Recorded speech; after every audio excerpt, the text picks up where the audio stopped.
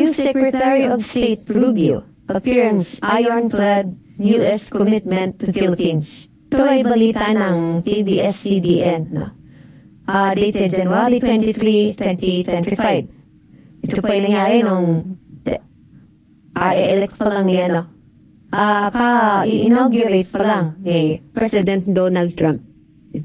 Ito po si Rubio, ay senator na Republican din na paalyado ni Donald Trump. And then, maraming bali-balita na siya ang i-appoint na bagong Secretary of State. Pero kasalukuyan siya ay senator. Ito sabi, Washington.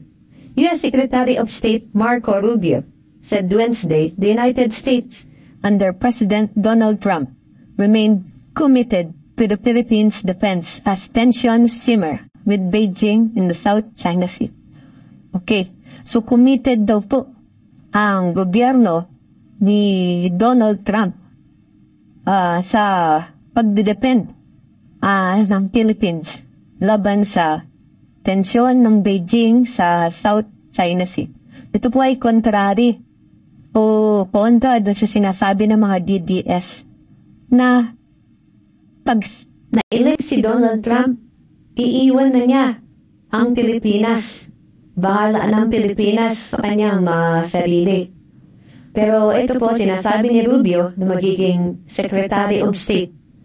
Siya na rin ang nagre-represent ng Pangulong Donald Trump. Sinasabi niya na ironclad, solido ang commitment ng US to defend the Philippines. I don't know about you, pero sa akin, this is good news. Dahil sa pambubuli natin ng Beijing, China, sa kanilang pag-angkin sa West Philippine Sea, nararapat lamang po na meron pong tumulong sa Pilipinas sa pagdepensa ng ating mga teritoryo. Hindi po natin ito papayanin. Hindi po natin kayang ipagtanggol ang sarili natin sa pamamagitan lamang ng mga sarili nating armas.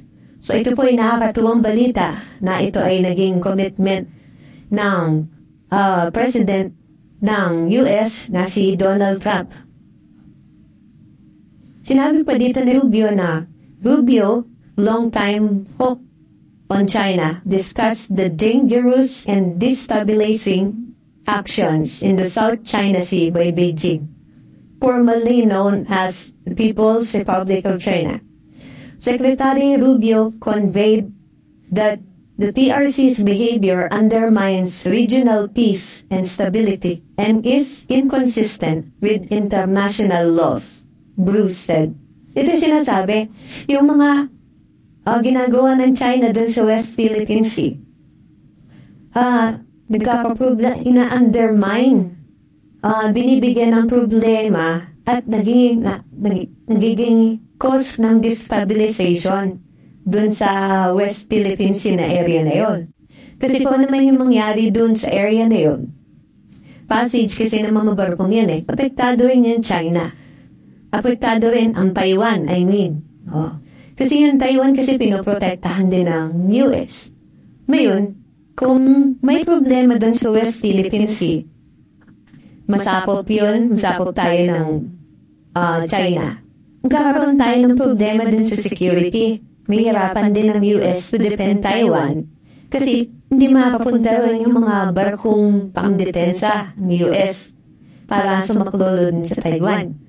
So, kailangan din ng US na protektahan ang West Philippine Sea kasi strategic location. Kung nandoon ang mga barko na pandigma ng China, may hirapan ang international community to defend Taiwan.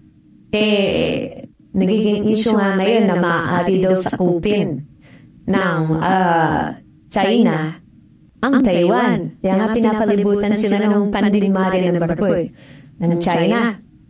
Niikot-ikutan din sila ng mga aeroplano.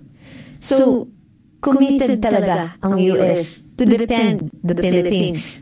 Kasi, pag committed sila to defend the Philippines, the US was also committed to defend Taiwan.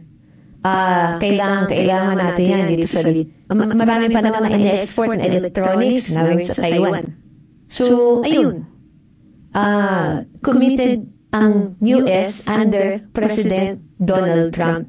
At yun ay pinaliwanag sa atin at in-emphasize na ironclad ang relation ng Philippines at ng Manila under President Donald Trump.